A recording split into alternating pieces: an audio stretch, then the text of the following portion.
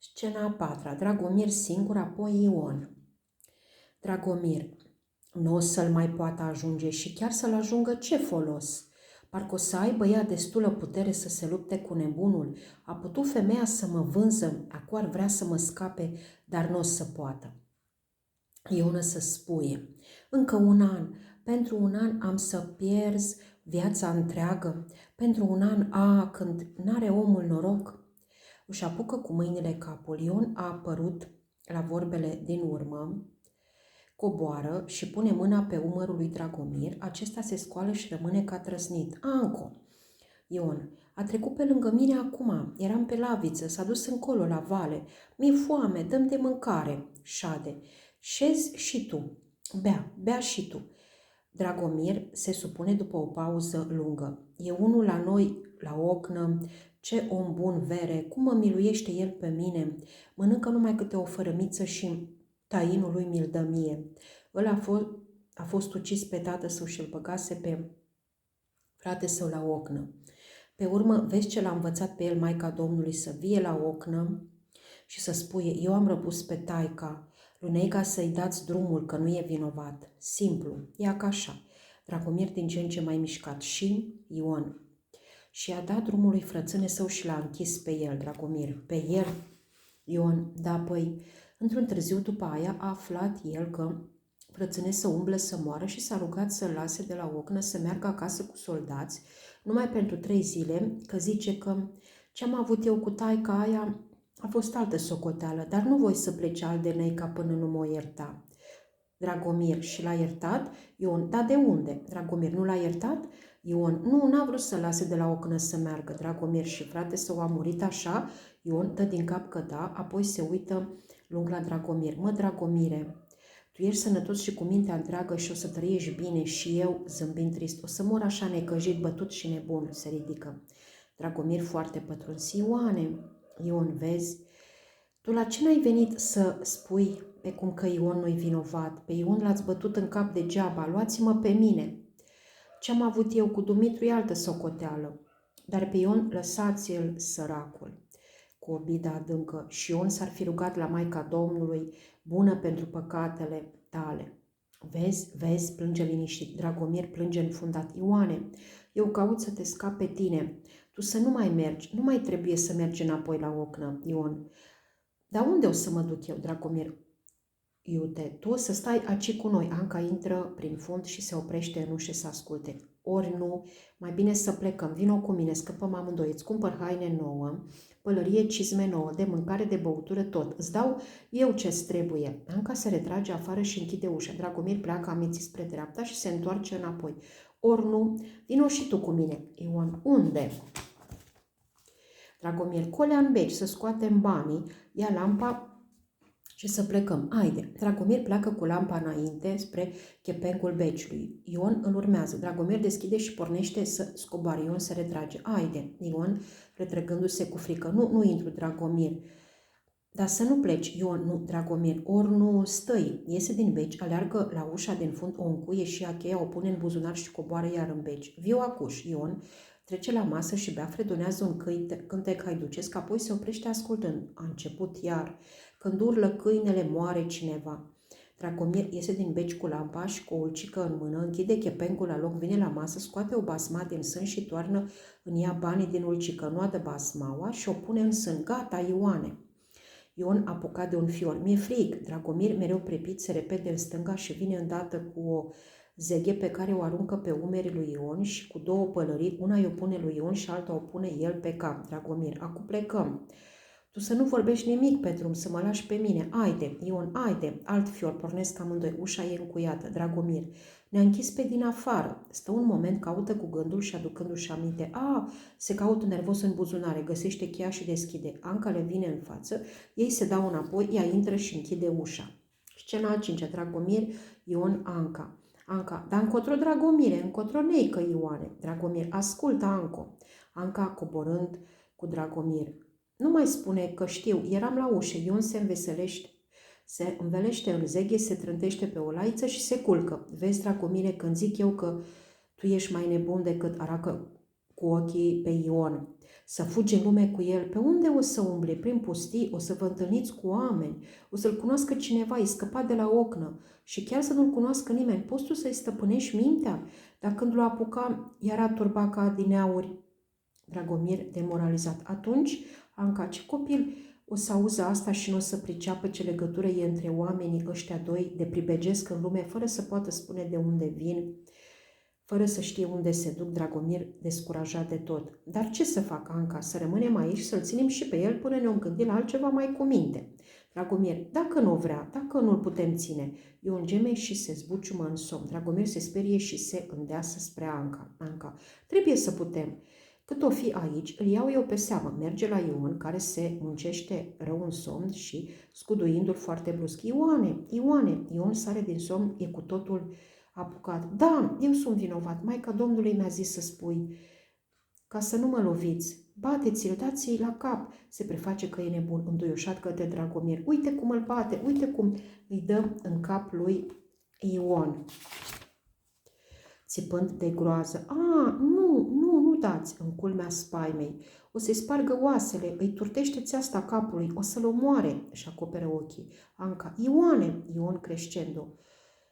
De ce mai bate pe Ion dacă a murit? Dă cu piciorul ca și cum ar vrea să înlăture ceva. Să-l ia de aici, e plin de sânge, mai dă odată, nu mai mișcă. Iar a murit, pornește spre fund. Dragomir, pleacă. Amândoi se repet după el și vor să-l apuce. Ion țipă, nu puneți mâna, să nu dați, Ion a murit. Se smucește și le scapă. Se repet de la tarabă, ia un cuțit mare și ridicându-l în sus măreț. Nu puneți mâna. Ion merge la Maica Domnului, se precipită în odaia din stânga. Anca, după el, Dragomir oprind-o. A luat cuțitul, Anca, nu e nimic, după el, să liniștim. Dacă răcnește așa, uite cineva de pe drum.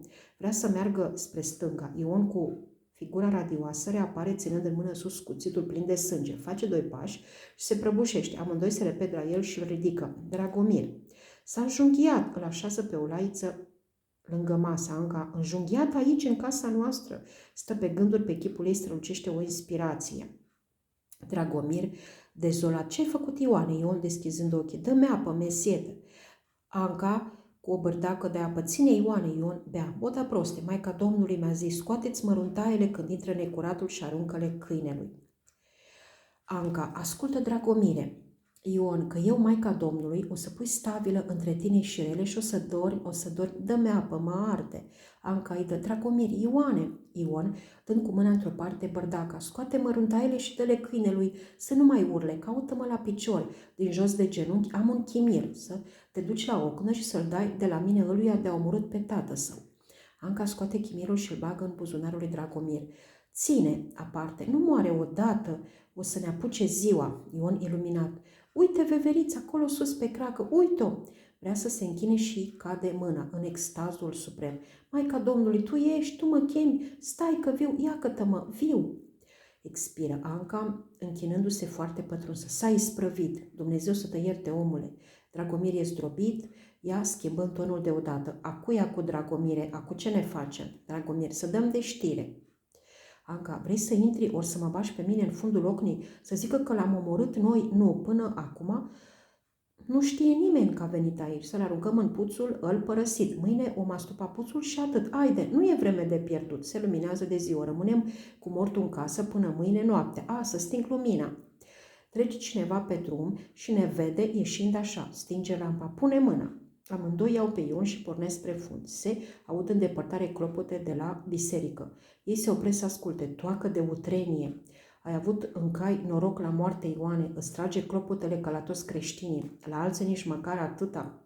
Ies prin fund, pauză. În timp ce clopotele urmează, amândoi reintră, Anca aprinde lampa și o aduce pe masă. Dragomir, foarte deprimat, șade. Cămașa îi e puțin mânjită de sânge. Scena a 6-a. Dragomir, Anca. Anca, acu ce stai? Trebuie să te gătești de plecare. Dragomir, de plecare? Anca, firește. Dragomir, de ce să mai plec? Anca, ca să scapi și tu și să mă scapi și pe mine. Dacă se află și ești tot aici și eu am tăcut, se cheamă că amândoi l-am omorât. Eu sunt nevinovată și nu vreau să cază vina pe mine. Dacă vrei să stai, eu caut să mă duc în sat și să spui tot. Dacă pleci, mă fac că găsesc pe Ion în puț și dau de știre. N-ai grijă, îți las eu vreme destulă să ajungi departe. Tu ești fugarul, tu vinovatul și am scăpat amândoi. Dragomir, vino și tu, Anca, dacă fug și eu, ca de vina pe mine, nu pot asta. Suie după o pauză mare, coborând la el cu brațele încrucișate. Nu ți-e rușine, nu ți-a fost milă și păcat de Dumnezeu, creștin ești tu, om ești tu, vine un biet păcătos în casa ta, îți cere o bucățică de pâine la masa ta, e obosit și te roagă de adăpost sub acoperământul tău, îți spune taina lui și tu, fiară fără de lege, pui mâna pe cuțit și spinteci omul. Dragomir face niște ochi foarte mirați. Cu ce-ți greșise bietul nebun? Ce piedică ți era el în lumea asta largă unde e loc pentru toți, cu toată energia? De ce ai omorât pe Ion, Dragomir? Eu pe Ion? Anca, pe Ion, Dragomir. Eu am omorât pe Ion, râde febril. Anca, râzi? Nu tu, dar cine? El se uită la ea lung, ea îi înfruntă căutătura, merge la el și l-apucă de pieptul cămășii. Asta ce e? Sângele ăsta al cui e? Nu e sângele lui Ion? Dragomir își încheie repede minteanul la piept. Fugi de aici, Anca, nu te încheia, Dragomire, pe cămașă e puțin, în odaie dincolo e mult, uite, aici e plin. Du-te în curte, e stropit peste tot, mergi de scoate o găleată din puț să vezi apa roșie. Tu, cigașule, tu, o să te gunoiești de viu între pereții de sare umezi până o socoti Dumnezeu că a venit ceasul să te cheme, ca să te judece El mai bine. Dragomir, pentru ce?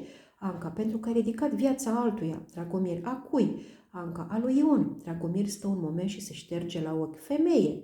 Dacă te-ar întreba cineva pe tine de asta, ce îi spune? Anca, ce-am văzut, Dragomir? Ciudit din ce în ce? Anca, simplu, că Dragomir a răpus pe Ion, nu știu de ce. Dragomir, tu? Anca, ia lampa și o pune la oblon, apoi coboară. Măcar că tu ai fost rău cu mine, mie tot mi-e milă de tine, Dragomire. Am să-ți dau o povață. Dacă s-o întâmpla și noi avem noroc să scap până la urmă, dacă ori pune mâna pe tine, nu fi prost, și te apuca să tăgăduiești cum faci cu mine, că acolo nu te joci ca aici. Te-ori pune la chinuri, vai de viața ta, o să-ți rupă carnea, să-ți mulgă dinții și unghiile, să-ți deschie țeasta capului. Ascultă-mă pe mine, eu îți vorbesc de binele tău. Se uită cu neastâmpăr în fund, Dragomir, care va să zică, Anca, faci ce spun eu, mărturisește că ai ucis pe Ion și te alegi numai cu pedeapsa, Anca, ai scap de chinuri. Dragomir e revoltat bătând cu pumnul în masă. Dar dacă nu l-am ucis eu, Anca, asta e, începem iar. Ba nu, ba da, ba da, ba nu. Dragomir fierbând, lasă-mă, își vură capul în mâini, astupându-și urechile. Scena a 7-a. Aceeași Gheorghe. Gheorghe intră repede, vede pe Dragomir și vrea să se retragă. Dragomir! Anca, suind la Gheorghe foarte repede și șoptit, mergi în sat, ia pe primar și oricâți oameni găsești. Spune că te-am trimis eu pentru un omor și vino cu ei. Gheorghe, ce e, Anca? Merge-ți spui. O să vezi, vino iute, îl mână afară. Scena 8, Anca, Dragomir. Anca vine cu pasul grav la Dragomir, care stă pe scaun cu capul în mâini. Scoală, Dragomire, că a sosit ceasul. Dragomir, ce? Se scoală ceasul. Anca, ceasul socotelii, stă-i drept, adună-ți mințile câtele mai ai și răspunde la tot ce te întreba. Pentru ce l-ai omorât, Dragomir? Necat de ciudă până la lacrimi. Nu, nu l-am omorât eu. N-ai fost tu aici? N-ai văzut tu, Anca? Nu pe Ion. Pe Ion lasă-l, de altcineva îți vorbesc eu acum. Dragomir, pălind încet. De cine, Anca? Știi de cine, nu te mai preface. Tu vrei să pleci, tu caută să pleci. El face trist din cap că da, ea a spus, ei, nu faci un pas de aici până nu-i zici pe nume. Privindu-l cu toată puterea, zi odată pe nume. Dragomir încet de tot. Dumitru. Anca răsuflă din adânc. Ai văzut? Așa, Dumitru. Și de jos el stă în picioare. Pentru ce l-ai ucis, Dragomir? Pentru tine. Anca, pentru mine? Dragomir, ca să te iau eu, Anca. Cum l-ai ucis? Spune, își pune coatele pe masă și bărbia în palme și ascultă nemișcat. El stă drept, se încheie cu îngrijire la mintean și povestește simplu. Dragomir, mă tot goneai. Odată când ai ieșit de la biserică la Vinerea Mare, seara, ți aduce aminte, m-am dat pe lângă tine și ți-am zis încet, Anco, de ce n-ai vrut să mă iei pe mine? Eu tot te iubesc, lasă-l pe Dumitru și vino, ți-aduce aminte? Anca, da, mi-aduc, Dragomir, tu mi-ai răspuns, am bărbat, lasă-mă în pace. Anca, și tu? Dragomir, eu am plecat acasă, n-am dormit toată noaptea și dimineața m-am hotărât. Anca, cum ai făcut, Dragomir? Știam când se întoarce de la deal în pădure și l-am așteptat, venea șuierând. Ne-am întâlnit, ne-am dat în vorbă, i-am arătat o plută înaltă, el a ridicat ochii în sus, am tras cuțitul și până să plece iar ochii, se oprește stingându-i se glasul. Anca își acoperă fața un moment, apoi și-o descoperă și îl privește așteptând. Ei, înainte! Dragomir, ce să-ți mai spui? Anca, el ce a făcut, Dragomir? A țipat și a căzut în genunchi. A dat să scoată cuțitul, dar m-am repezit și l-am lovit peste mână și la peregată. Când m-am aplecat la el, m-a mușcat de mână. Anca, de la el era mușcătura. Îi face semn să urmeze. Dragomir. Pe urmă, l-am întors cu fața în jos, am mers la fântână de m-am spălat și m-am dus acasă să mă culc, că nu mai puteam, cădeam de-am picioarele de-a ostenit. Ion l-a găsit acolo. Pe urmă, știi, Anca sculându-se, știu, la un an ai venit și mi-ai zis, Ancu, nu-ți mai trăiește bărbatul, mă iei? Vorba ta și glasul, cum mi-ai spus-o, mi-au dat un jung în inimă, nici nu te luam altfel, că mi-erai urât, de-aia te-am luat ca să te aduc în sfârșit aici, de la început te-am bănuit. Tot ce am făcut pe urmă, întâi grija de sufletul răposatului, apoi spaimele și turba ta când îți pomeneam de el, vorbele tale fără șir și tot de omorător și de termenele până când începe pedeapsa și visurile tale cu capetele de morți care te mușcă și câte altele puneau mai mult temei bănuielii mele. Mai întâi mă hotărâsem să te curăț, ba, era să bag și al suflet în păcat, pe urmă am stat să mă gândesc mai bine. Adineauri credeam că o să te sugrume nebunul, era să las să te socotești cu el, dar aveam și eu cu tine o răfuială mai mare, nu te puteam lăsa să treci dincolo așa nejudecat aici. Pauză. Te-am judecat, te-ai mărturisit, trebuie să-ți dai acum pedeapsa ce ți se cade, că ai răpus pe omul ce mi-era drag ca lumina ochilor, tu care mi-ai fost urât totdeauna. Suie și lasă în urmă. Dragomir, eu te-am iubit și Anca și Dragomir și dar cu e degeaba, eu trebuie să plec în lume, tu poate să iei pe Gheorghe înecat și foarte încet. Dar să știi că tot te iubesc, Anca, da? Râde, așteaptă să vezi tu acum cum o să-ți plătesc eu ție dragostea. Pauză. Dragomir, Anca, eu plec să mă ierți, Anca, să te iert. De-aia te-am răbdat eu lângă mine, de-aia am umblat eu atâta vreme să te aduc aici ca să te iert, râde. Se aud pași și glasuri afară. Dragomir, taci, Anco, vine cineva, Anca, da, vine Gheorghe cu oameni. Vin să te ridice că ai omorât pe Ion, Dragomir. Pe Ion, izbucnind, tu m-ai vândut, Gheorghe. Anca, da, apoi cine, Dragomir, îngrozit, căutând în toate părțile. Femeie, vreau să scap, nu vreau să puie mâna pe mine, mi-e frică. Anca, nu se mai poate, se aude glasul lui Gheorghe. Gheorghe de afară, haide toți. Dragomir răcnind, țintește pe Anca și se precipită la ea, să o strângă de gât. Anca, țipând și fugind spre ușă, săriți, fiara! Ușa se deschide, Gheorghe și alți oameni năvălesc înăuntru, mă omoară și pe mine. Scena nouă. Dragomir, Anca, Gheorghe, mai mulți oameni. Dragomir coboară aiurit și se înțepenește în față. Gheorghe și alți doi oameni coboară la el și l apucă de amândouă brațele. El se uită la ei pierdut și tremurând. Merg eu. Să nu mă bateți, merg, rugător către Gheorghe. Nu mă strânge așa tare de acolo, ți-am spus că mă dor, Anca, oameni buni. A tras aseară la noi în gazdă un biet drumeț, nu știu de unde venea, nici unde se ducea, l-a ucis bărbatul meu în odaie și colea, uitați-vă, e lac de sânge, căutați în puțul ăla părăsit de lângă grădină. Avea nenorocitul de el un chimir la picior, acu el a Dragomir în buzunar. Dragomir pune mașinal mâna, scoate chimirul și îl dă, râzând prostește unuia din oameni. Un om cu o frânghie în mână. De ce omorâși creștinul, mă? Îl leagă. Ion, alt om. Luați-l la primărie. Anca, oameni buni, eu v-am descoperit fapta, dar omul ăsta e bărbatul meu. O să mi luați de tot, rămâi singură, trebuie să mă lăsați să-ți spui și eu o vorbă. Oamenii se dau cu respect în lături, ea se apropie de Dragomir, care stă nemișcat și răspicat îi șoptește. Dragomire, uite-te la mine. El o privește. Pentru faptă răsplată și năpastă pentru năpastă. Cortina.